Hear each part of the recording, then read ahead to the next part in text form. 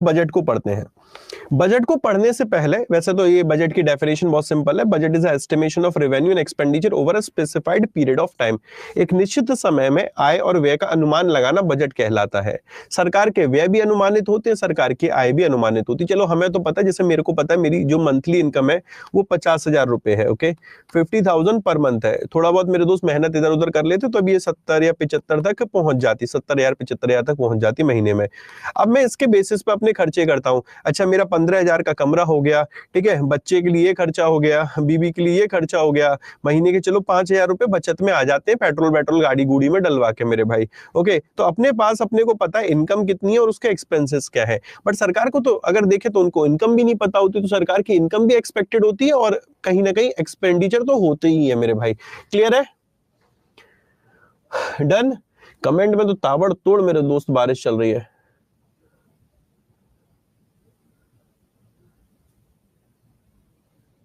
Okay, इतना done. अब चलिए आगे बढ़ते हैं, ठीक है। एक छोटा सा मैं एक पॉइंट डिस्कस करूंगा, उसके बारे में जरा ध्यान रखना कि जब भी मैं दो शब्दों की चर्चा करूंगा, असेट का मतलब क्या है और लायबिलिटी का मतलब क्या है, तो जो डेफिनेशन मैं आपको बता रहा हूं वही परिभाषा आपको याद रखनी है। आपने क्या अपने अपने स्कूलिंग के दौरान क्या पढ़ा उससे मुझे इस टाइम मतलब नहीं है। जो मैं अभी आपको डेफिनेशन बता रहा हूं वही डेफिनेशन आपको ध्यान रखनी है। Okay, what is the meaning of asset and what is the meaning of liability. Asset का मतलब क्या है, लायबिलिटी का मतलब क्या है। जो मेरे पास है, ओके, जो मेरे पास है, ओके, या नहीं है, लेकिन मेरा है या मेरी है, ओ मेरी चांदनी चांदनी, ओ मेरी चांदनी, वो मेरी असेट है मेरे भाई। ओके, जो मेरा है, मेरी बात समझ रहे हो मेरे भाई, मेरी बात समझ रहे हो, जो मेरा है, मेरे पास है तो मेरी असेट है, मेरे पास नहीं है फिर भी मेरी असेट है मेरे भाई। क्या मतलब है सर? मतलब ये है कि आपने अपनी कोई चीज किसी को दे दी थोड़े समय के लिए तो उसकी थोड़ी हो गई। अगर आपकी असेट है मेरे दोस्त तो वो आपकी रहेगी, आपका है तो आपकी रहेगी मेरे भाई। ओके, लेकिन लायबिलिटी मतलब जो आपके पास है, सुनिए ध्यान से, जो आपके पास है लेकिन मेरे भाई, लेकिन आपका नहीं है, जिसे एक दिन जाना है, जाने वाले को कौन रोक सकता है, वो मेरे दोस्त आपकी लायबिलिटी है। क्यों, समझ में आया? आईपीएस क्लर्क, आईबीपीएस भी, आरबीआई ग्रेड भी, आरबीआई असिस्टेंट, आरबीआई अटेंडेंट से लेकर मेरे दोस्त आरआरबी क्लर्क तक सभी के लिए बैच है। ठीक है, अभी फोकस कर लो कंटेंट पे। गर्लफ्रेंड बॉयफ्रेंड, अरे यहां से ऊपर उठो मेरे दोस्त, अगर समझना तो समझ लो। ठीक है, सोचो जो आपका है, आपसे बहुत मोहब्बत करता है, वो कहीं भी चला जाए आपके पास लौट के आएगा मेरे भाई, क्योंकि वो आपका है। आपका है ही नहीं, आप रोके पड़े हो, रुक जा रुक जा रुक जा, गुदवा लिए नाम, जैसे जाना है जाने दो मेरे दोस्त, जाने दो। ठीक है, लेकिन यहां पर उसका मतलब नहीं है तुम उसको वहां तक ले जा रहे हो। यहां मतलब ऐसा है जैसे कि ये लैपटॉप है, this is my laptop, okay, and ये कंपनी ने मुझको लैपटॉप दिया है। ये लैपटॉप किसका है? ये लैपटॉप किसका मेरे भाई? ये लैपटॉप किसका मेरे भाई? पेरेंट्स हैं सर। अरे तो उनको अंकल नमस्ते, आंटी नमस्ते, मैं बहुत अच्छा बंदा हूं मैं, लेकिन थोड़ा एंटरटेनमेंट के साथ पढ़ाता हूं। क्या करूं, मैं बैक बेंचर था। अब एक बैक बेंचर अगर टीचर बन जाएगा तो आपको तो पता है ना, वो वाला फ्लेवर भी रहेगा और टीचर वाला फ्लेवर भी रहेगा। तो माफ करना मेरे शब्दों से, अगर आपको दुख हो रहा है तो प्लीज प्लीज प्लीज उसको दुख में मत रखिए, उसको खुशी में रखिए, क्योंकि entertainment entertainment entertainment is a part of this session. Okay, Ashish बिना एंटरटेनमेंट अधूरा है, एंटरटेनमेंट बिना आशीष के अधूरा है, और मेरे बच्चे तो मेरा बिना अधूरे। तो ये मेरे भाई, ये लैपटॉप किसका है? सर ये लैपटॉप कंपनी का है, कंपनी ने मुझे दिया। अनिल सर ने कहा बेटा आशीष ये लो लैपटॉप, मैंने लैपटॉप लिया। क्या ये लैपटॉप मेरा हो गया? क्या ये मेरा लैपटॉप हो गया मेरे भाई? नहीं। ये किसका है? देखो यहाँ पर जो आपके पास है लेकिन आपका नहीं है, मेरा नहीं है। मैं शाम को जाऊंगा कंपनी को देके जाऊंगा, ये मेरी क्या है? एक लायबिलिटी है, एक ऐसी चीज जो मेरे पास है बट मेरे को एक समय के बाद देनी है, this is my liability. Okay, लेकिन हाँ, ये चश्मा मेरा है, अनिल सर ने नहीं दिया, सैलरी दी थी अनिल सर ने, मैंने खरीदा था मेरे भाई ये। अब ये चश्मा मैंने खरीदा, अब ये चश्मा किसका है? मेरा है। अब कोई आया, भाई जरा चश्मा देना, दिख नहीं रहा है, जरा देख, काम मैं भी 2 क्लास लेके आ जाऊं, तो मैंने उधारी पे मेरे दोस्त संतोष सर को अपना चश्मा दे दिया, लो संतोष सर ये जाओ 2 क्लास तुम लेके आओ। संतोष सर लेके चले गए, कह रहे आशीष बहुत बढ़िया चश्मा है, इसमें तो बहुत बढ़िया दिखता है, अंग्रेजी भी ऐसी दिख रही है जैसे कि जीए है। मैंने कहा हाँ यही तो मेरे चश्मे का राज है। तो मैंने उनको चश्मा दिया, तो क्या वो मुझे लौटाएंगे? नहीं लौटाएंगे। जो मेरी चीज है किसी और के पास है, मेरे दोस्त जो मेरे पास आ जाएगी, वो मेरी क्या सेट है? मुझे पता नहीं है मेरे भाई, वो क्योंकि मेरी है।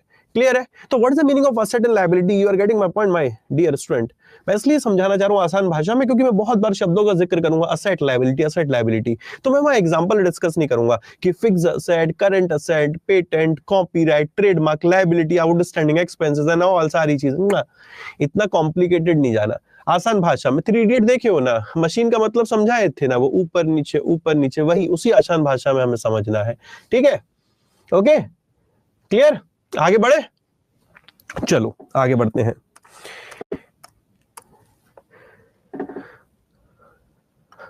बजट।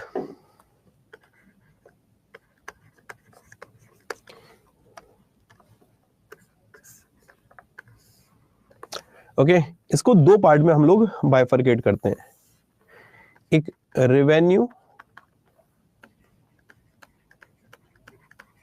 और एक एक्सपेंडिचर। ओके, एक रेवेन्यू और एक एक्सपेंडिचर।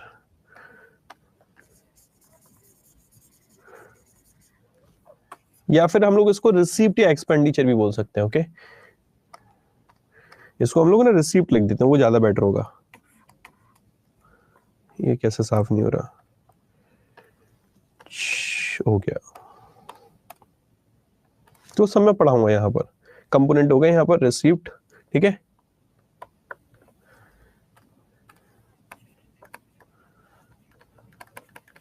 रिसीप्ट और एक्सपेंडिचर। सर थोड़ा बड़ा लिखिए, ओ माय गॉड थोड़ा बड़ा लिखिए, अभी इसको इतने रखते हैं, उसके बाद मेरे दोस्त फिर बड़ा लिख लेंगे। ठीक है, रिसीप्ट, रिसीप्ट मतलब होता है बेटा प्राप्तियां, हिंदी में बोलते हैं हम लोग इसको प्राप्तियां, ओ मेरी प्राप्तियां। ठीक है, प्राप्तियां, ओ मेरी प्राप्तियां। एक्सपेंडिचर को लिखते बेटा यहां पर व्यय। क्या लिखते बेटा? व्यय। कोई दिक्कत? बजट मतलब बजट, रिसीप्ट मतलब प्राप्तियां और एक्सपेंडिचर मतलब व्यय। कोई दिक्कत? All okay? मजा आ गया? सर अभी इतने में मजा कैसे आ जाएगा, अभी रुको तो सही। रिसीप्ट 2 प्रकार की होती हैं, अच्छी नानी, प्यारी नानी, गुस्सा गुस्सी छोड़ दो। नानी अच्छी भी होती है, नानी प्यारी भी होती है। वैसे रिसिप्ट 2 प्रकार की होती है बेटा। हम जब छोटे थे ना तो हम लोग गाना गाते थे, हरी मिर्च लाल मिर्च, मिर्च बड़ी तेज, मम्मी बड़ी सीधी सादी, पापा बड़े तेज। हम लोगों को बिना पैंदी का लोटा बोलते थे जब हमें पापा से काम होता था। तो हरी मिर्च लाल मिर्च, मिर्च बड़ी तेज, पापा बड़े सीधे सादे, मम्मी बड़ी तेज मेरे भाई। तो अपन को ऐसे 2 तरीके की रिसिप्ट समझनी है, अच्छी और अच्छी। ओके, दोनों ही अच्छी हैं। यहाँ तो रेवेन्यू रिसिप्ट और कैपिटल रिसिप्ट, बड़े ध्यान से समझना, मजे मजे में सब याद कर लेंगे। ओके, रेवेन्यू रिसिप्ट को हम लोग क्या बोलते हैं? सर राजस्व प्राप्तियां। वो तुम्हें पढ़ाऊंगा जो तुम्हें समझकर ऐसा लगेगा वाओ मजा आ गया। ओके, राजस्व प्राप्तियां हिंदी बोलते हैं राजस्व प्राप्तियां, इसे बोलते हैं हम लोग पूंजीगत प्राप्तियां। कोई दिक्कत? सर आपने मूड बना दिया, अभी देखो तो सही। अगर ना तुम्हारे मुंह से मैंने कहलवा दिया कि आशीष सर मजा आ गया, कंटेंट वाइज भी और सेशन वाइज भी, तो नाम आशीष गौतम नहीं, कुछ भी रख देना। ठीक है, आज तक तो बदला नहीं, अब भी नहीं बदलेगा। ये अपने पे विश्वास और आप लोगों का प्यार। तो मेरे दोस्त बजट कितने प्रकार के होते हैं? सर 2 प्रकार के हैं, रेवेन्यू बजट, सॉरी बजट को हम लोगों ने 2 पार्ट में तोड़ा, एक रेवेन्यू में और एक एक्सपेंडिचर में। ओके, रिसिप्ट में और एक्सपेंडिचर में, प्राप्तियों में और व्यय में, ठीक है। दो ही तो चीजें होती है, एक तो आता है और एक जाता है। आने वाली चीज बेटा रिसिप्ट हो गई, जाने वाली चीज को हमने एक्सपेंडिचर बोल दिया। रिसिप्ट भी आपकी दो प्रकार की, ओके, एक रेवेन्यू रिसिप्ट और दूसरी कैपिटल रिसिप्ट। एक रेवेन्यू रिसिप्ट और दूसरी कैपिटल रिसिप्ट। रेवेन्यू रिसिप्ट को बोलते हैं हम लोग राजस्व प्राप्तियां। क्या बोलते हैं सर? राजस्व प्राप्तियां। और इसको क्या बोलते हैं? कैपिटल रिसिप्ट को सर पूंजीगत प्राप्तियां। ओके, रेवेन्यू रिसिप्ट भी दो प्रकार की होती हैं। श्री राधा रमन हरि बोल। टैक्स रेवेन्यू और बेटा नॉन टैक्स रेवेन्यू, ठीक है। इसको जरा सीधा लिखते हैं, टैक्स रेवेन्यू और non tax revenue. Okay, tax revenue को हिंदी में बोलते हैं कर राजस्व, और इसको बोलते हैं गैर कर राजस्व। कोई दिक्कत? यहां तक समझ में आ गया? अरे सर तबाही मचा दिए, मजा आ गया। Okay sir please start from beginning. ये बेटा स्टार्ट फ्रॉम बिगिनिंग ही तो है। पहली बॉल पे अगर छक्का मार रहा हो तो इसका मतलब ये बिगिनिंग से नहीं है, कि रन लूंगा, दो बॉल रोकूंगा तभी मतलब आपको ऐसा लगेगा बिगिनिंग है। हमें थोड़ी स्टाइल को फील करो जरा। हाँ, बजट दो प्रकार के, एक रिसिप्ट और बजट में दो प्रकार हो गए, दो चीजें हो गई, रिसिप्ट और एक्सपेंडिचर। रिसिप्ट में भी दो चीजें आ गई, रेवेन्यू रिसिप्ट और कैपिटल रिसिप्ट। ओके, और रेवेन्यू रिसिप्ट में आ गए टैक्स रेवेन्यू और non tax revenue. Okay, tax हमारे दो प्रकार के होते हैं, ठीक है। टैक्स हमारे दो प्रकार के होते हैं, एक होता है डायरेक्ट टैक्स और एक होता है इनडायरेक्ट टैक्स। मुझे ये बताओ, what is the difference between direct tax and indirect tax? What is the difference between direct tax and indirect tax? क्या मतलब होता है डायरेक्ट टैक्स का, क्या मतलब है इनडायरेक्ट टैक्स का? डायरेक्ट टैक्स का इनडायरेक्ट टैक्स का, tax tax tax tax tax tax, इसे बोलते हैं हिंदी में प्रत्यक्ष कर और अप्रत्यक्ष कर। ओके, प्रत्यक्ष कर और अप्रत्यक्ष कर। Okay, direct tax, income tax, you are giving example यार, I am not asking about an example. What is the meaning of direct tax and indirect tax? क्या बात कर रहे हो? Direct tax pay on income, indirect tax pay on another person income. क्या है मेरे भाई?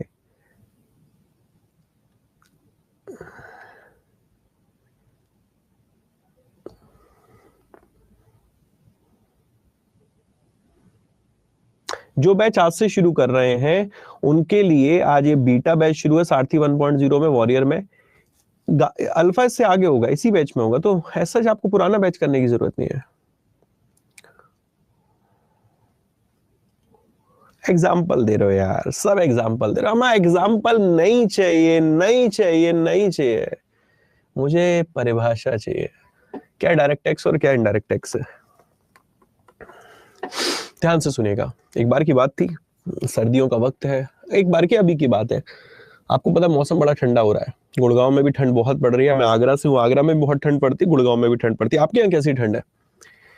आपके यहाँ मेरे दोस्त क्या सर्द सर्द हवाएं चलने लगी हैं? वो हवाएं जहां पर चाय का प्याला पीने में एक अलग ही मजा आता है। हाँ, अदरक वाली चाय हो, इलायची पड़ी हो, लौंग हो, आ हा, क्या बात है, आनंद आनंद आनंद, मजा आ जाएगा मेरे भाई। हाँ, तो हुआ क्या, आई एम मैरिड। ओके, और मेरी वाइफ मेरे से कहती हैं, प्यार से आती है मेरी तरफ मतलब वो वाला तरफ मत समझने लगना, मेरी तरफ आती है, मेरे से कहती हैं कि क्या कर रहे हैं आप? मैंने कहा कुछ नहीं, पीपीटी तैयार कर रहा हूँ, मेरी क्लास है, वॉरियर की बच्चों की क्लास है। तो बड़े प्यार से कहती हैं, सुनो ना। अब यार इतने कोई प्यार से बोलेगा तो अपन लोग पिघल जाते ना। फिर मैंने थोड़ा इग्नोर किया, मैंने कहा और थोड़ा सुनो ना, को गहराई से सुनते हैं। तो मैंने कहा, उन्होंने बोला और सुनो ना। मैंने कहा बोलो ना, कहीं चले? मैंने कहा चले? कहीं चलते ना, देखो कितना बढ़िया मौसम हो रहा है, बाइक निकालो ना। बाइक पे चलते कहीं घूम के आते हैं।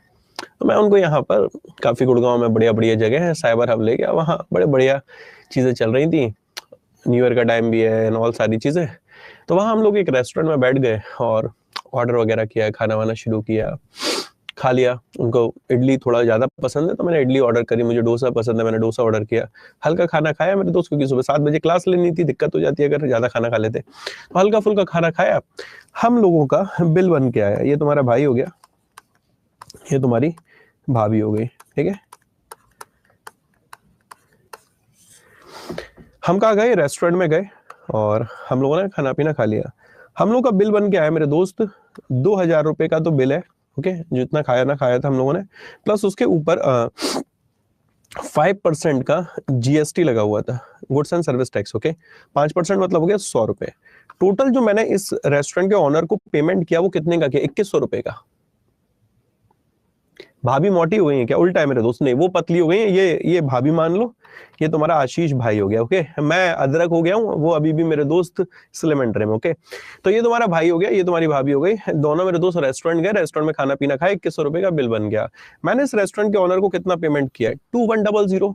ये क्या करेगा, इसमें 2000 रुपए तो अपने गले में डालेगा, ओके, और 100 रुपए जो जीएसटी वाला अमाउंट है वो ये जमा कर देगा जीएसटी डिपार्टमेंट में। मंथली जीएसटी जमा होता है, जीएसटी जमा कर देगा मेरे भाई। सिंपल प्रोसेस, क्लियर है कि हाँ ये बंदा क्या कर रहा है कि अपने 2000 रुपए उठा रहा है, 100 रुपए जमा कर रहा है। ये टैक्स मेरे दोस्त बियर किसने किया, बियर किसने किया, आशीष गौतम ने। ये टैक्स डिपॉजिट किसने किया, डिपॉजिट, ये डिपॉजिट किया रेस्टोरेंट के ऑनर ने, ओके। एक ऐसा टैक्स जिसमें कि bearer and depositor both are different person, okay. Ashish Gautam is a bearer, उसकी पॉकेट पे लगा, ओके, उसने ये पेमेंट किया है, ओके, लेकिन वो जमा किसने कराया, डिपॉजिटर ने कराया। And this tax is called the indirect tax. समझ में, इनडायरेक्ट का मतलब क्या, मतलब है इनडायरेक्ट का, मैं कहता हूं परिभाषा को समझो तब जाके चीजों में मजा आएगा। इनडायरेक्ट टैक्स का मतलब समझ में आया, what is the meaning of IDT, IDT, इसको दूसरी भाषा में हम ये बोलते हैं कि indirect tax is a tax, ऐसा करके हम लोग बोलते हैं इसको कि इनडायरेक्ट टैक्स वो टैक्स होता है जो कि लगता किसी व्यक्ति पे है, देखता कोई और व्यक्ति पे, कोई और व्यक्ति करता है, या डिपॉजिट कोई और व्यक्ति करता है, ये आपका इनडायरेक्ट टैक्स कहलाता है, ओके। बहनों बर्डन, ये शब्द और यूज करते हैं हम लोग कि जब burden of tax is shifted from one person to another person, tax का बर्डन जब एक बंदे से दूसरे बंदे पे चला जाता है, that tax is called the indirect tax. समझ में आया, क्लियर है। माल हम लेते हैं, मजे कोई और उठा रहा है। मैं ये माल वाल ना बोल, जवानी के दिन में इन शब्दों का इस्तेमाल कुछ अलग तरीके से किया करते थे हैं। अब यहाँ पर मेरे दोस्त, अब वो समय गया है कि माल मूल ना करो, अब ब्लॉक हो जाओगे। हाँ, वैसे नंबर मेरे दोस्त 4 डिजिट में चल रहे हैं यहाँ पर। आगे बढ़ते हैं। अब सर डायरेक्ट टैक्स क्या है, डायरेक्ट टैक्स का मतलब होता है जब बियरर और डिपॉजिटर दोनों ही सेम है, जिसका आप उदाहरण दे रहे थे कल को। आप मेरे दोस्त इनडायरेक्ट टैक्स नहीं, डायरेक्ट टैक्स पे करोगे पहले। वैसे तो इनडायरेक्ट टैक्स तो आप बिना कमाई भी पे कर रहे हो, ठीक है, लेकिन जो डायरेक्ट टैक्स है मेरे दोस्त, आप कब पे करेंगे, जब आपको इनकम होगी, आपके अकाउंट में सैलरी क्रेडिट हुई, आप लोग पीओ बन गए, ठीक है, आपके अकाउंट में मेरे दोस्त 75,000 रुपए क्रेडिट हुए। मजा आ रहा होगा ना, आज अकाउंट में हाइपोथेटिकली क्रेडिट हो रहा है पैसा, तुम्हारे को मैसेज आता है 75,000 has been credited in your account, okay, आपके अकाउंट में क्रेडिट हो गए। अब इसके ऊपर मेरे दोस्त आपने पूरे साल में 75 करके 12 7 84 12 5 60 9 लाख रुपए कमा लिए मेरे भाई, ओके। अब जो 9 लाख रुपए आपने कमाए, इस 9 लाख के रुपए के ऊपर टैक्स कौन देगा, आप टैक्स दोगे। तो ये बियर कौन कर रहा है टैक्स, जो भी यहां पर टैक्स लायबिलिटी बन के अगर एक्स अमाउंट बियर आपने किया, आपको ही डिपॉजिट करना पड़ेगा मेरे भाई, आईटीआर फाइल करना पड़ेगा, इनकम टैक्स रिटर्न आपको फाइल करना पड़ेगा। तो डायरेक्ट टैक्स में क्या होता है कि जो बियर और डिपॉजिटर होता है वो सेम पर्सन होता है। Burden of tax is not shifted from one person to another person, but in case of indirect tax burden of tax is shifted from one person to another person, okay. Clear है, clear है मेरे भाई, भेजे में जा रहा है, समझ में आ रहा है, मजा आ रहा है, लग रहा है कि हाँ वसूल हो गया अपना पैसा, क्लियर। जैसे कि मेरे दोस्त इनकम टैक्स, जैसे कि हमारा कॉर्पोरेट टैक्स, ओके, कंपनीज को पे करना पड़ता है। और यहां पर क्या हो गया, इनडायरेक्ट टैक्स में GST, goods and service tax हो गया, वैट हो गया, वैल्यू एडेड टैक्स हो गया मेरे भाई, ओके। ये किसका है, उदाहरण है, ये उदाहरण है मेरे दोस्त इनडायरेक्ट टैक्स का, ओके। क्लियर, समझ में आ गया, हाँ जी सर क्लियर हो गया, ठीक है। अब आगे बढ़ते हैं। यहीं पर आते हैं अपने मुद्दे की बात पे। अब जो पैसा सरकार को डायरेक्ट टैक्स और इनडायरेक्ट टैक्स या जो रेवेन्यू रिसिप्ट होती है, इसको समझते हैं, पहले परिभाषित करते हैं इसको कि रेवेन्यू रिसिप्ट होती क्या है। मैं अभी एक लेवल ऊपर पढ़ाऊंगा, उसके बाद एक लेवल नीचे जाऊंगा, ठीक है, और गहराई में, लेकिन पहले एक लेवल ऊपर समझते हैं। जो बोल रहा हूं उसको चुपचाप सुन लेना, ओके। रेवेन्यू रिसिप्ट वो रिसिप्ट होती हैं जिनका नेचर होता है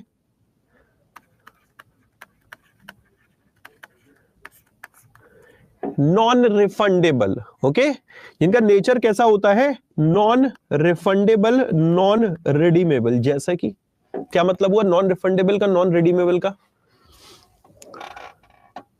सर सैलरी तो टैक्स डिडक्ट करके मिलती है, राजदीप वो वाला पॉइंट मत दे, वो टीडीएस वगैरह में मत घुस।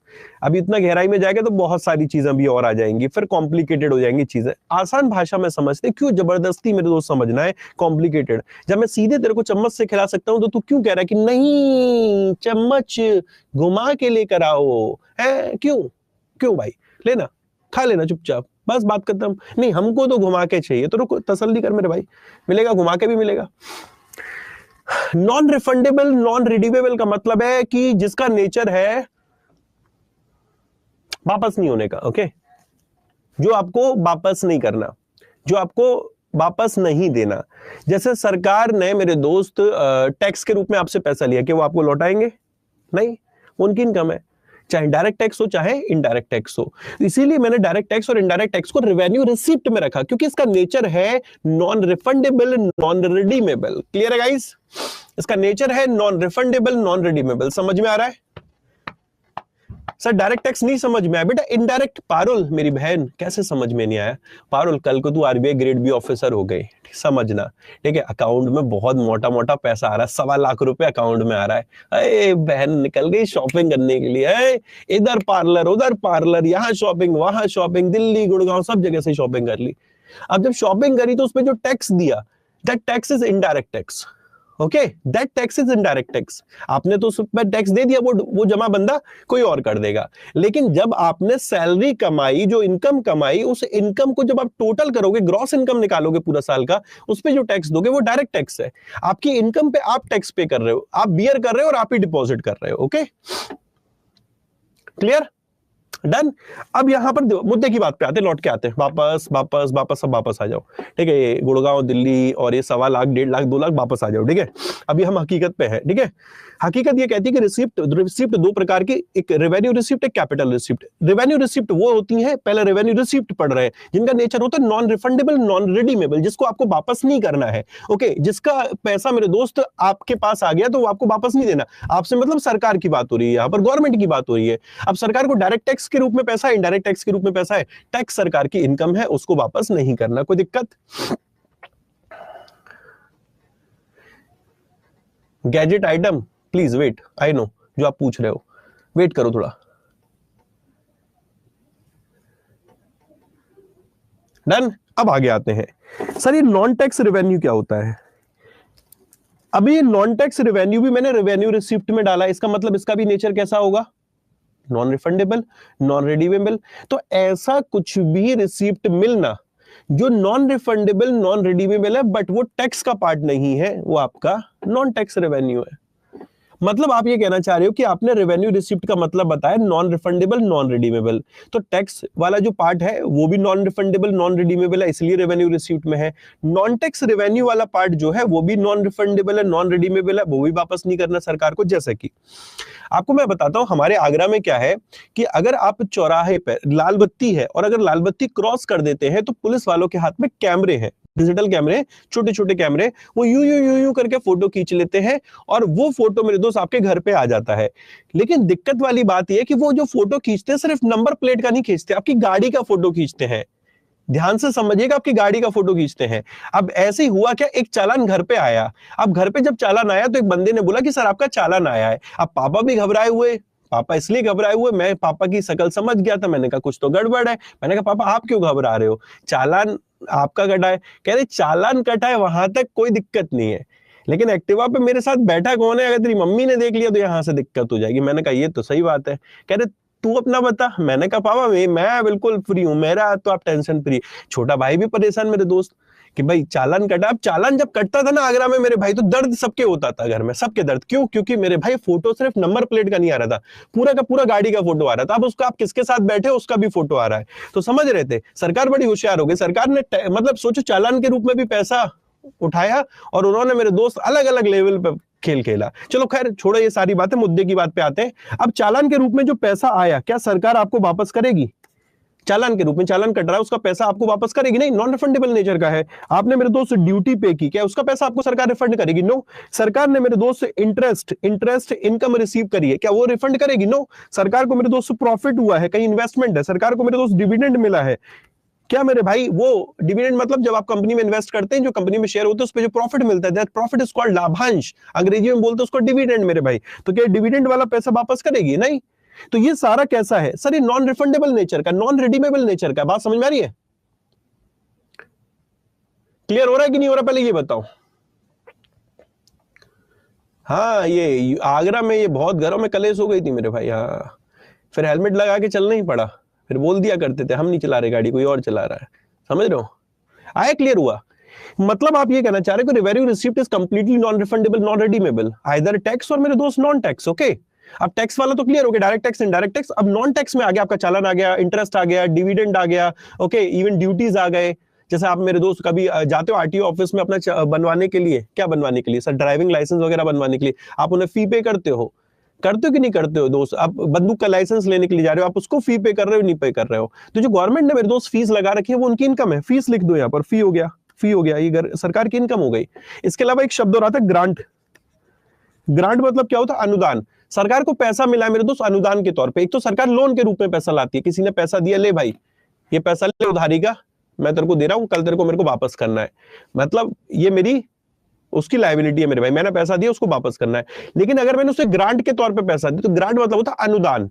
ओके, उसका पैसा वापस नहीं होता, ग्रांट के तौर पे जो पैसा मिला है, तो उसको बोलते हैं नॉन रिफंडेबल। वो आपने ऐसे ही दे दिया, चलो ठीक है, दिल बहुत बड़ा है, जा जी ले अपनी जिंदगी मेरे भाई। जैसा भारत ने श्रीलंका को पैसा दिया था ग्रांट के तौर पे, जा बेटा जा जी ले अपनी जिंदगी। समझ रहे हो? भारत ने बांग्लादेश को पैसा दिया था, ये बेटा ग्रांट के तौर पे ले बेटा, जा जी ले अपनी जिंदगी, बेटा जा ऐश कर। समझ रहे हो? समझ रहे हो? तो जो ग्रांट के रूप में पैसा मिल रहा है ना, उसका नॉन रिफंडेबल नेचर है। ऐसे सरकार की बात करें, सरकार को भी कहीं से ग्रांट के तौर पे पैसा मिल गया, तो वो नॉन टैक्स रिसिप्ट का पार्ट हो गया, and non refundable, non redeemable.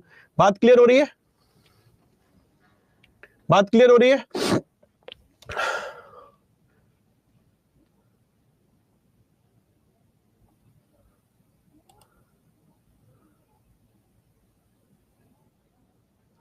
Indian tiger, जैसा मैं बोल रहा हूं वैसे पढ़ो, मजा आएगा, ठीक है? एक्चुअली में क्या हुआ ना, एक दिन की बात थी, एक बंदा डीजे पे बहुत बढ़िया गाने चला रहा था, लेकिन हुआ क्या ना, बहुत बढ़िया शानदार डीजे बुलाया गया था, बहुत बढ़िया प्यारे प्यारे गाने चला रहा था। लेकिन होता क्या है कि 2 4 5 लोग चले जाते, एक कहता है अरे यार वो राजस्थानी गाना लगा, एक कहता है वो हरियाणवी गाना लगा, अरे वो एक काम कर वो यूपी वाला गाना लगा। वो बंदा कंफ्यूज हो गया, ऐसी की तैसी हो गई पूरे डीजे की, मजा ही नहीं आया। जिसमें वो एक्सपर्ट है उसको पहले अपनी तरफ से मेरे दोस्त चलाने तो दो, अपना इनपुट बाद में डालना। वही मैं आपसे कहूंगा, अच्छा टीचर चाहिए, उससे पहले एक अच्छा स्टूडेंट बनिए, अच्छे श्रोता बनिए मेरे दोस्त। सुनिए, तसल्ली से सुनिए जो मैं पढ़ा रहा हूं। अगर ना मजा आए, ना कॉन्सेप्ट क्लियर हो, ना एग्जाम में नंबर बने, तब बताइएगा ना, तब बात करना। अभी जो मैं बोल रहा हूं वो क्लियर हो रहा है, समझ में आ रहा है? सुनते रहो, ठीक है? क्योंकि ये पूरा चैप्टर मेरे दोस्त बातों ही बातों में चलेगा, क्योंकि बजट मतलब बात है, ठीक है? और कुछ नहीं है मेरे दोस्त। बजट मतलब रिसिप्ट और एक्सपेंडिचर। रिसिप्ट में आ गया आपका revenue receipt, capital receipt. Revenue receipt मतलब हो गया नॉन रिफंडेबल, नॉन रिडीमेबल, जिसका पैसा आपको वापस नहीं करना, यानी सरकार को वापस नहीं करना। अब इसमें 2 तरीके से सरकार को पैसा मिलता है, टैक्स के रूप में और मेरे दोस्त नॉन टैक्स के रूप में। टैक्स में direct tax, indirect tax. Non tax में आपका फीस आ गया, आपका मेरे दोस्त चालान आ गया, इसके अलावा इंटरेस्ट आ गया, डिविडेंड आ गया, ग्रांट के रूप में पैसा आ गया, सारा आपका नॉन टैक्स का पार्ट है। ओके सर, मेरी तो पहली क्लास है, बहुत अच्छे से समझ में आ रहा है। ओके, बहुत बढ़िया, डन।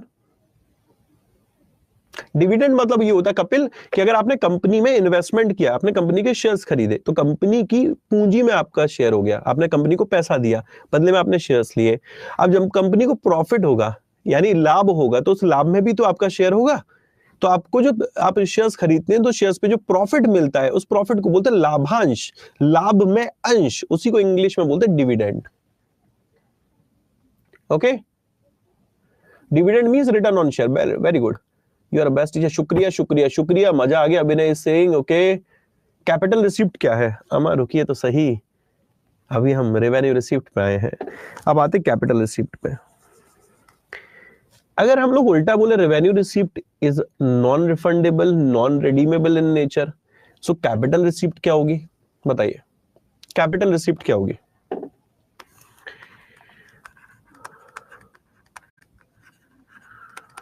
रिफंडेबल, ओके, रिडीमेबल, यानी जिसका पैसा आपको वापस करना है, यस और नो?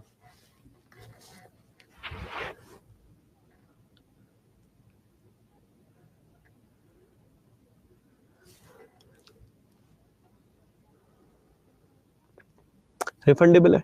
इसमें कुछ एक पॉइंट लिखते हैं, जैसे कि लोन, जैसे कि पानी पिलवाओ यार, डिसइन्वेस्टमेंट, ओके, जैसे कि recovery of loan.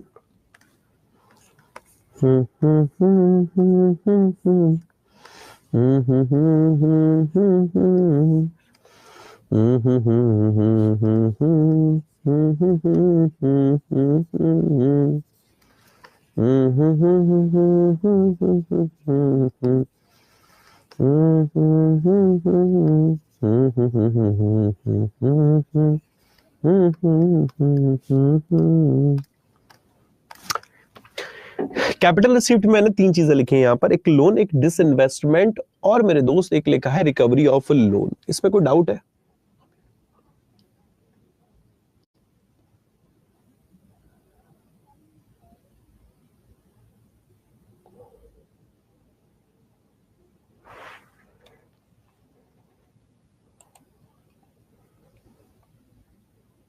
What is the disinvestment, समझाऊंगा।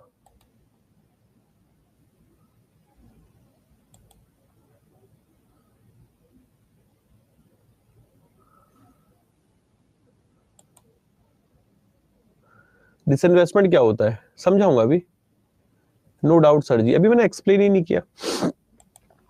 देखो, लोन मतलब है, जैसे फॉर एग्जांपल सरकार ने पैसा बोरो किया है,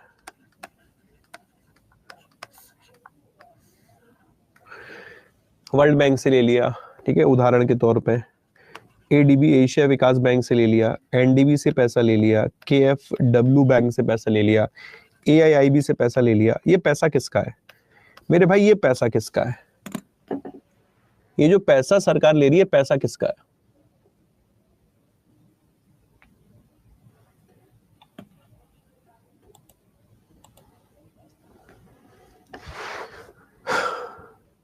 क्या ये सरकार का पैसा है? क्या ये सरकार का पैसा है? यस और no? No no no no no no no. जिससे ले रही है उसका पैसा है। कल को ये पैसा लौटाना है, कल को ये पैसा लौटाना है, यस, यानी कि इसका नेचर क्या है? रिफंडेबल है, रिफंडेबल है। इसीलिए हमने इसको रखा है कैपिटल रिसिप्ट में, क्योंकि ये पैसा आपको रिफंड करना है, ये पैसा आपको वापस करना है। ओके डन, आगे बढ़ते हैं, डिसइन्वेस्टमेंट समझते हैं।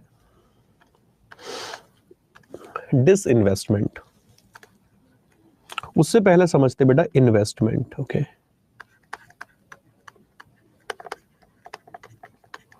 इन्वेस्टमेंट, फिर आता है डिस इन्वेस्टमेंट, निवेश विनिवेश। उदाहरण गवर्नमेंट के लिए लेते हैं। गवर्नमेंट ऑफ इंडिया ने एक संस्था का निर्माण किया, ओके, कोल इंडिया लिमिटेड, CIL, कोल इंडिया लिमिटेड। इसमें सरकार ने पैसा लगाया। अब यानी कि सरकार ने क्या किया, ये गवर्नमेंट ऑफ इंडिया है, इन्होंने कोल इंडिया में पैसा लगाया, ठीक है। ऐसे और बहुत सारे उपक्रम हैं जो सरकार के हैं, ठीक है, बैंक भी है सरकार के, सरकार पैसा लगा रही है। पैसा लगाना यानी कि इसमें पैसा लगाना, शेयर्स खरीदना, कैपिटल, इसकी कैपिटल लगाना, इसकी ओनरशिप रखना, ये आपका इन्वेस्टमेंट है। सरकार इस पे मेरे दोस्त प्रॉफिट कमा रही है। ये बैच 2024 के लिए ही है। ओके,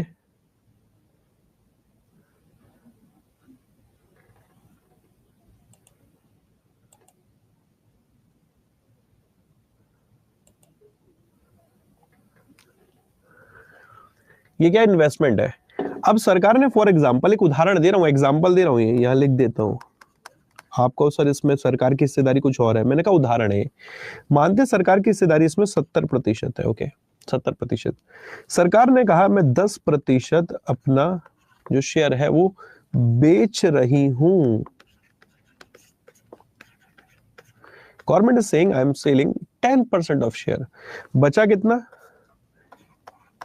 60%। सिंपल मैथ है भाई। 70%, भाई 100 रुपए में से 70 रुपए सरकार के लगे हुए थे। सरकार की 70% हिस्सेदारी है। ओके, अब जो 70% का पैसा सरकार ने लगाया वो इन्वेस्टमेंट कहलाया।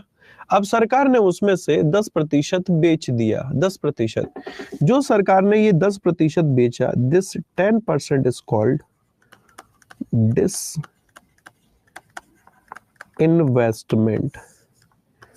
सरकार जब किसी पीएसयू सरकारी उपक्रम में अपनी हिस्सेदारी को बेचती है, अपनी ओनरशिप को बेचती है, तो उसको बोलते हैं डिसइन्वेस्टमेंट, क्योंकि डिसइन्वेस्टमेंट में से सरकार को मिलता है पैसा।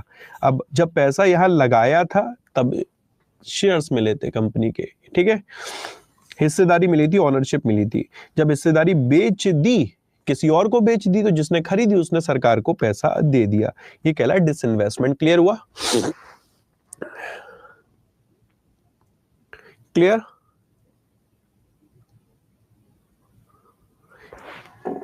सिंपल शब्दों में बात करें तो डिसइन्वेस्टमेंट मतलब होता है, इन्वेस्टमेंट मतलब सरकार जब किसी उपक्रम में अपना पैसा लगा रही है, ओके, तो वो इन्वेस्टमेंट।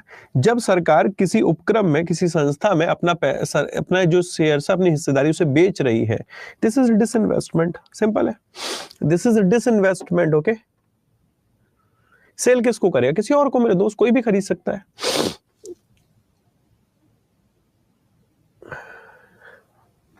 टाइमिंग इसकी मंडे, वेंसडे, फ्राइडे है, 2:30 से 4 चलेगी क्लासेस। सोमवार, मंगलवार, सोमवार, बुधवार, शुक्रवार।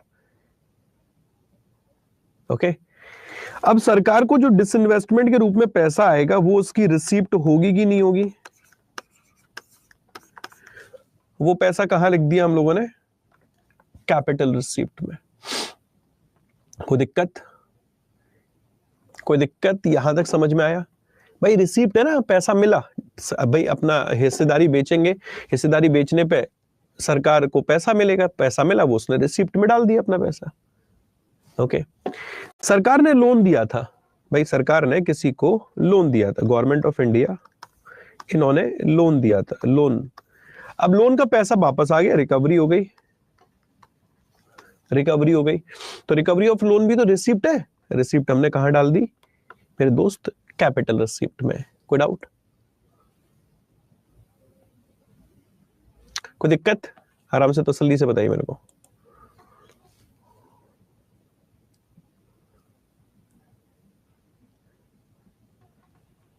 Nice point, nice nice, well done. मैं इसी लाइन का वेट कर रहा था। Shreya you are right. तो सर डिसइन्वेस्टमेंट से आया पैसा रिडीमेबल कैसे हुआ? Very good. इसीलिए तो मेरे दोस्त मैं इंतजार कर रहा हूं, मैं बार बार क्यों पूछ रहा हूं, समझ में आया कि नहीं आया, समझ में आया कि नहीं आया? सब लोग बोल रहे yes yes yes yes yes, कोई पकड़ ही नहीं पा रहा। अमाउंट जो सरकार ने दिया था वो सेम रेट में बेचा या प्रॉफिट, अब इतना कॉम्प्लिकेटेड नहीं बनाना। सिंपल शब्दों में सरकार ने पैसा लगाया था, वो वापस आया, रिसिप्ट में हम लोगों ने डाल दिया। ओके, सरकार ने पैसा लगाया, इन्वेस्टमेंट, सरकार ने अपना उपक्रम में हिस्सेदारी बेची, डिसइन्वेस्टमेंट। ओके, सरकार ने लोन दिया था, लोन की रिकवरी हो गई, रिसिप्ट में हम लोगों ने डाल दिया। मैं इनकम थोड़ी नहीं बोल रहा हूं, मैं रिसिप्ट बोल रहा हूं, प्राप्तियों की बात कर रहा हूं। क्या यार मेरे दोस्त, रिकवरी ऑफ लोन और डिसइन्वेस्टमेंट इज रिडीमेबल, रिफंडेबल? क्या सरकार ये पैसा लौटाएगी? नहीं ना। तो फिर मैंने कैपिटल रिसिप्ट में क्यों डाला? इसका मतलब मैं गलत पढ़ा रहा हूं आपको? इसका मतलब तो यही है ना, अभी तक अगर हम लोग समझे, मैंने डेफिनेशन बोली कि कैपिटल रिसिप्ट वो रिसिप्ट होती है जिनका नेचर रिडीमेबल होता है, जिसको वापस करना होता है, रिफंडेबल होता है, जिसको वापस करना होता है। बट मैं बोल रहा हूं कि it is not redeemable, it is not refundable. Disinvestment recovery of loan, तो क्यों मैंने इसमें मेरे दोस्त इसको रखा है? पीएसयू मतलब सरकारी उपक्रम, सरकारी कंपनी, सरकारी संस्था। क्यों मैंने रखा है, यही मैं पूछा सर आपसे। हाँ सही बात है बेटा, बहुत बढ़िया। वही वाली बात तू कर रहा, मेरे दोस्त कोई था सामने से, तूने बोला आई लव यू, और उन्होंने बोल दिया जूता पड़ेगा, सैंडल पड़ेगा, दीदी डर गई, दीदी डर गई, दीदी डर गई, दीदी डर गई है। मतलब मैं अब बोल दिया तो तू कह रहा कि हाँ सर यही मैं पूछ रहा था, यही तो मैं पूछ रहा था। क्या मतलब, अब थोड़ा समझते हैं। मैंने क्या बोला था, एक स्टेप मैं ऊपर पढ़ा रहा हूं, एक स्टेप नीचे चलते हैं। जो हम लोगों ने कहीं ना कहीं स्कूलिंग के दौरान पढ़ा था, एक शब्द होता है मेरे दोस्त असेट और एक शब्द होता है लायबिलिटी। ठीक है, अभी मैंने आपको इसकी परिभाषा समझाई थी। हाँ सर, ध्यान से समझिएगा। ऐसी कोई भी रिसीप्ट, मेरे शब्दों पे गौर फरमाइएगा please, focus, please please please please please, all focus. अगर अभी भी फोकस नहीं, प्लीज फोन साइड में रख दो, सारी चीजें जिससे डिस्ट्रैक्ट हो रहे हो, प्लीज फोकस। जो मैं बोलने जा रहा हूं बहुत काम की चीज है। रिसिप्ट, ऐसी रिसिप्ट, अगर कोई भी रिसिप्ट आपकी असेट को रिड्यूस करे और लायबिलिटी को क्रिएट करे, it is called capital receipt. जो आप पढ़ते हो ना, वो रटने वाला है। असल में जो शब्द है वो ये है कि कैपिटल रिसिप्ट वो रिसिप्ट होती है जो आपकी लायबिलिटी को क्रिएट करे। ओके, यानी कि आपने जब लोन के रूप में पैसा लिया तो इसने लायबिलिटी क्रिएट करी, तो यहां पर रिफंडेबल वाला पॉइंट जस्टिफाई हो गया था। लेकिन मेरे दोस्त बाकी दो जगह पे यहां पर लायबिलिटी को नहीं उसने क्रिएट किया, यहां पर उसने असेट को रिड्यूस किया। मेरे दोस्त, असेट को जब आप इन्वेस्ट करके बैठे थे पैसा, तब आप यहां पर प्रॉफिट कमा रहे थे। जब आपने डिसइन्वेस्टमेंट किया तो ये प्रॉफिट आना बंद हो गया। इसी परिभाषा को बोलते हैं हम लोग असेट को रिड्यूस होना। जब आपने इन्वेस्ट किया था तो you were getting profit, okay, you were earning मेरे दोस्त प्रॉफिट, आप प्रॉफिट अर्न कर रहे थे, प्रॉफिट कमा रहे थे। लेकिन हुआ क्या, जब आपने उस पैसे को निकाल लिया, डिसइन्वेस्टमेंट कर लिया, तो उस डिसइन्वेस्टमेंट से आपकी उस असेट ने इनकम जनरेट करना बंद कर दिया। इनकम जनरेट करना बंद करना मतलब हो गया असेट का रिड्यूस होना। इसी प्रकार जब गवर्नमेंट ऑफ इंडिया ने लोन दिया था तो उस पर उनको इंटरेस्ट इनकम अर्न हो रही थी, वो असेट उन्हें कमा के दे रही थी, इंटरेस्ट कमा के दे रही थी। जब उन्होंने रिकवरी कर ली लोन की तो ये असेट आपकी रिड्यूस हो गई। मेरे भाई, आप लोन को, अगर आपने अपना पैसा किसी को दिया है तो वो पैसा आपका है ना, तो वो तो आपकी असेट है, वो आपको इनकम अर्न करके दे रही है। अगर आपने उसको मेरे दोस्त वापस ले लिया है तो इनकम अर्न होना बंद हो गया। ये होता है असेट रिड्यूस होना। क्लियर हुआ? आया समझ में? भेजे में क्लियर हुआ कि अ receipt which either create liability or reduce asset is called capital receipt. A receipt which either create liability or reduce asset is called capital receipt. थोड़ा थोड़ा समझ में आया सर? लोन तो आपने कैपिटल बताया, मैंने कब बोला कैपिटल रिसिप्ट? मैंने बोला कि जब आपने किसी से लोन लिया, जब आपने किसी से लोन लिया तो वो आपको लोन किसी ने उसको चुकाना पड़ेगा, तो ये आपकी लायबिलिटी है। आपने लोन लिया, आपको चुकाना पड़ेगा, वो आपकी लायबिलिटी है, तो इसने लायबिलिटी क्रिएट करी, इसलिए कैपिटल रिसीप्ट है। दूसरी भाषा में बोल देंगे रिफंडेबल है। लेकिन डिसइन्वेस्टमेंट और रिकवरी ऑफ लोन में क्या मतलब है?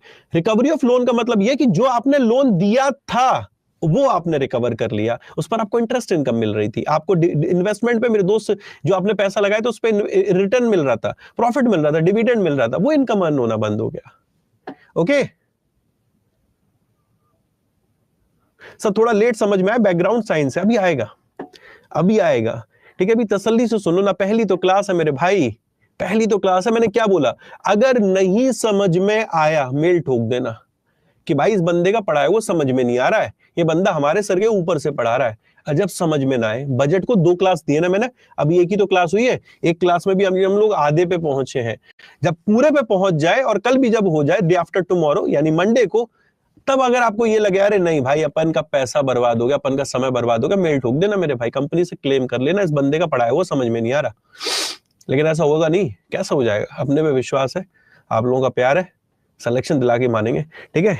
अब देखो ये जो लोन वाला सेक्शन है, इधर देखना, ये जो लोन वाला सेक्शन, इधर वाला लोन वाला, this is debt creating capital receipt, ठीक है।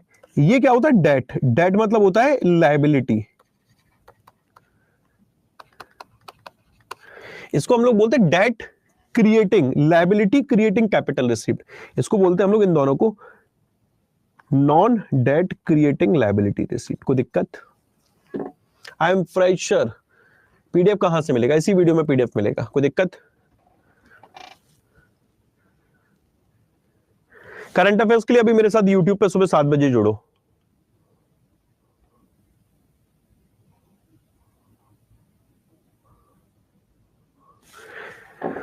आपको कोई भी डाउट है किसी भी तरीके का, आप इंस्टाग्राम पे सर्च कर लेना आशीष गौतम, ओके। आशीष गौतम जीए गुरु के नाम से मिल जाऊंगा, 15,000 के आसपास फॉलोअर है, उसमें आ जाना, ओके।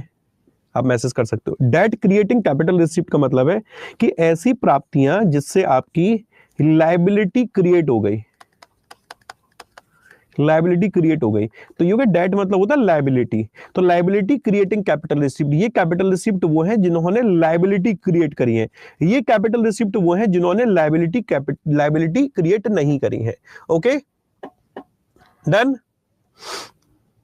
करंट अफेयर्स बैच में कौन पढ़ाएगा? Ashish Gautam, one and only तुम्हारा भाई Ashish Gautam. Current affairs, financial awareness, banking awareness, interview batch, capsule batch, SBI batch, RBI batch, सारे बैच में पढ़ाऊंगा। क्यों घबरा रहे हो? पहले इधर फोकस करो। बजट दोबारा से शुरू करते हैं। बजट दो प्रकार के हो गए, दो चीजें हो गई, रिसिप्ट और एक्सपेंडिचर। रिसिप्ट की बात करें दो प्रकार से हो गए, revenue receipt, capital receipt. Revenue receipt में दो चीजें हो गई, tax revenue, non tax revenue. Revenue receipt वो होती है जिनका नेचर होता है रिफंडेबल। अगेन इसकी डेफिनेशन को भी चेंज करते हैं। रेवेन्यू रिसिप्ट वो होती है नाइदर जो कि लायबिलिटी क्रिएट नहीं करती और ना ही नॉर रिड्यूस असेट।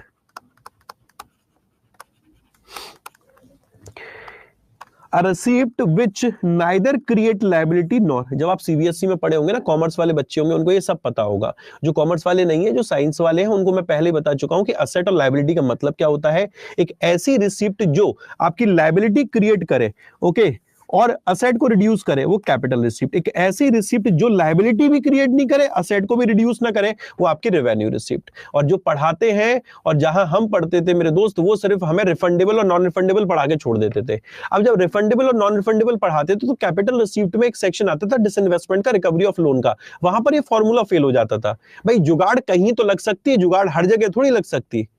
भाई जुगाड़ एक आध जगह लग जाएगी, दो जगह लग जाएगी, तीन जगह लग जाएगी, सब जगह थोड़ी जुगाड़ लग जाएगी मेरे भाई। तो जुगाड़ हो गया, रिफंडेबल नॉन रिफंडेबल पढ़ लो, काम हो गया, बच्चा पूछेगा नहीं, काम खत्म। लेकिन टीचर तो पूछेगा मेरे दोस्त। अब कहीं ना कहीं हमारे दिमाग में सवाल आया कि यार एक बार बताओ, चलो रेवेन्यू रिसिप्ट तो समझ में आ गया कि ये नॉन रिफंडेबल नेचर है, लेकिन यार कैपिटल रिसिप्ट में दो सेक्शन समझ में नहीं आए। तब फिर कहीं ना कहीं पुरानी चीजें याद हुई, पुरानी चीजें समझी, पुरानी चीजें पढ़ी, तब जाके क्लियर हुआ, अच्छा यार असेट और लायबिलिटी की वजह से डेफिनेशन बनी है कि कैपिटल रिसिप्ट वो है जिसमें कि डेट क्रिएट हो रहा है, और ऐसा भी है मेरे दोस्त कि जिसमें डेट भी क्रिएट नहीं हो रहा, लेकिन वो डेट क्रिएट नहीं हो रहा तो उसका मतलब क्या, असेट रिड्यूस हो रही है। Done, clear? इसको मैं एक और बार रिवाइज कराऊंगा कल।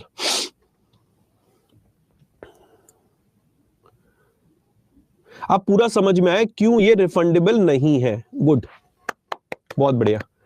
उस स्कूल में पढ़ा तो था पर कुछ समझ में नहीं आया था। Okay good. मैं सर साइंस बैकग्राउंड से, कोई दिक्कत नहीं, कल एक बार करा देना। हाँ मंडे को एक बार और। Sir timing for current affairs सुबह 7 बजे यूट्यूब पे जुड़ना है, सुबह 7 बजे। ओके नहीं समझ में आएगा, मैं हूं ना, मैं बैठा हूं ना, मैंने बोला ना अभी एक और क्लास बाकी है।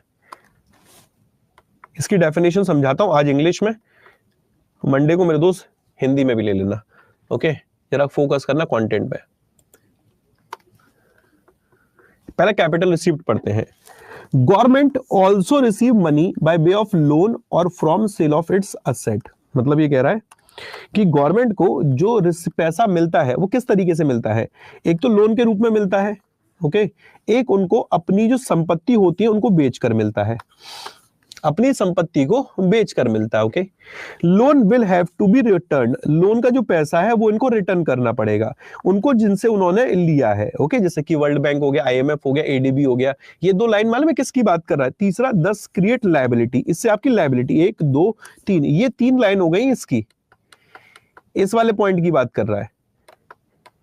ये जो ये वाला पॉइंट नहीं, इसकी बात हो रही है, यहां पर इस वाले पॉइंट की बात हो रही है, इस लोन वाले पॉइंट की बात हो रही है कैपिटल रिसिप्ट में। कि कैपिटल रिसिप्ट क्या होता है? कैपिटल रिसिप्ट वो रिसिप्ट होता है मेरे दोस्त जिसमें सरकार को पैसा दो तरीके से मिलता है, या तो अपनी लोन उठाकर मेरे दोस्त बाजार से, या फिर अपनी संपत्ति बेचकर। ओके, तो जो लोन उठाकर पैसा लाते हैं उसे बोलते हैं डेट क्रिएटिंग कैपिटल रिसिप्ट, और जो सेल अपनी संपत्ति बेचकर पैसा आता है उसे बोलते हैं non debt creating capital receipt. Okay, तो ये जो लोन वाला पैसा होता है रिडीमेबल होता है, रिफंडेबल होता है, इन्हें वापस करना होता है, ये लायबिलिटी क्रिएट करती है। Okay, sale of government asset का मतलब क्या है? यहां पर ये लिखा है ना सेल ऑफ गवर्नमेंट असेट, इस लाइन का मतलब क्या है? इस लाइन का मतलब है कि जो पब्लिक सेक्टर अंडरटेकिंग है, जो सरकारी उपक्रम है, उसमें हिस्सेदारी को बेचना। ओके, जिसको हम लोग बोलते हैं डिसइन्वेस्टमेंट। यही तो मैंने बताया था आपको, डिसइन्वेस्टमेंट। सरकार अगर पीएसयू में अपनी हिस्सेदारी को बेचती है तो इसे बोलते हैं हम लोग डिसइन्वेस्टमेंट। ओके, और मेरे दोस्त अगर सरकार अपनी हिस्सेदारी बेचती है तो उसकी जो फाइनेंशियल असेट होती है वो रिड्यूस हो जाती है। ये फाइनेंशियल असेट दो प्रकार की हो गई मेरे भाई, financial asset, non financial asset. Financial asset कैसे क्रिएट हुई? जब इन्वेस्टमेंट किया, पैसा लगाया, उससे रिटर्न मिल रहा था, ये फाइनेंशियल असेट है। जब लोन दिया, उससे इंटरेस्ट मिल रहा था, तो ये फाइनेंशियल असेट है। जब आपने इन्वेस्टमेंट को मेरे भाई डिसइन्वेस्टमेंट में बदल दिया, लोन को रिकवर कर लिया, तो आपकी जो फाइनेंशियल असेट है वो मेरे दोस्त जीरो हो गई। तो वही बात लिखी है कि sale of government asset is like of share of public sector undertaking which is referred to PSU disinvestment and reduce the total amount of financial asset of the government. Okay, done? ये सब PDF में मिलेगा आपको। Done? Clear? all those receipt of government which create liability और reduce financial asset are termed as the capital receipt. तो capital receipt वो होती है जो आपकी लायबिलिटी को रिड्यूस करे, ओके सॉरी, लायबिलिटी को क्रिएट करे और असेट को रिड्यूस करे। जब गवर्नमेंट फ्रेश लोन लेती है तो इसका मतलब है कि इसको भविष्य में ये लोन चुकाना पड़ेगा। ओके, अभी भविष्य में चुकाना पड़ेगा, इसका मतलब रिटर्न करना पड़ेगा, और मेरे दोस्त इस पर उसको इंटरेस्ट भी पे करना पड़ेगा। बात समझ में आ रही है? सिमिलरली जब गवर्नमेंट असेट को सेल करती है, सेल करने का मतलब है डिसइन्वेस्टमेंट करना या फिर लोन की रिकवरी कर लेना मेरे भाई। ओके, तो ये फिर क्या, इसका मतलब क्या होता है कि सरकार की भविष्य में से अर्निंग होना बंद हो जाएंगी। ओके, समझ में आया? एक बार तसल्ली से पढ़िए, तसल्ली से पढ़िए, समझिए से एक एक लाइन को।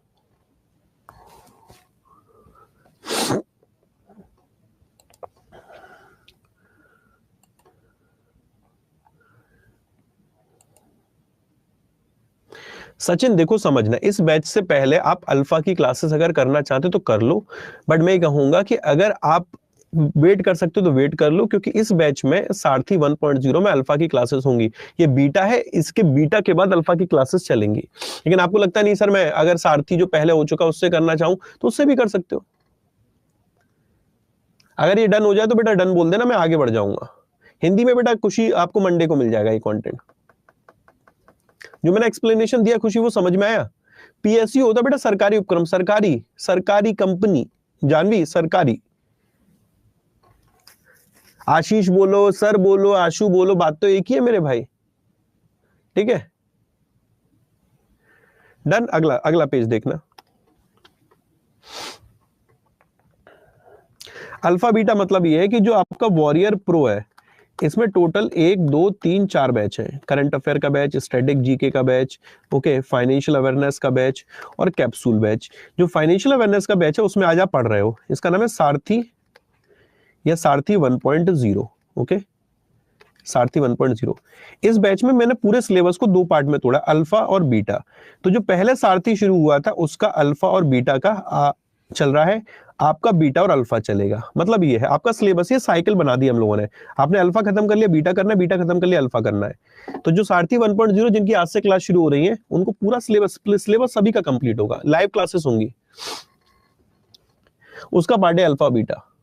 साइक्लिक बैच बन गया। डन? ये समझ में आ गया बेटा? कैपिटल रिसिप्ट, यस और नो?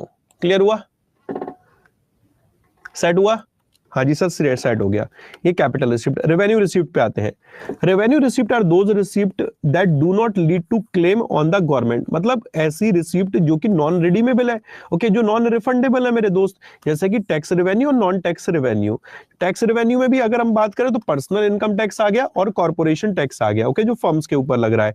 इनडायरेक्ट टैक्स में एक्साइज टैक्स आ गया, कस्टम ड्यूटीज आ गई, जीएसटी आ गए इनडायरेक्ट टैक्सेस में। ये क्लास करने के बाद आपको बुक तक नहीं लेनी फाइनेंशियल अवेयरनेस की।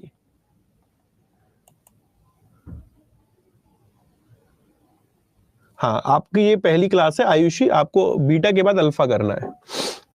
अल्फा बीटा दोनों ही पूरे कंप्लीट सिलेबस को मैंने 2 पार्ट में तोड़ दिया है, बस ये है मतलब।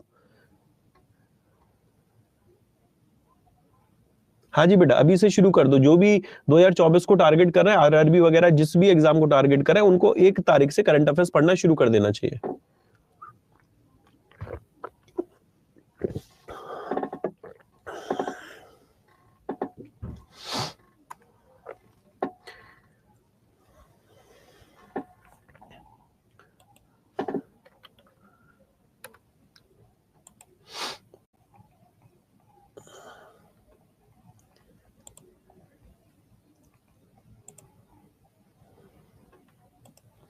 डन।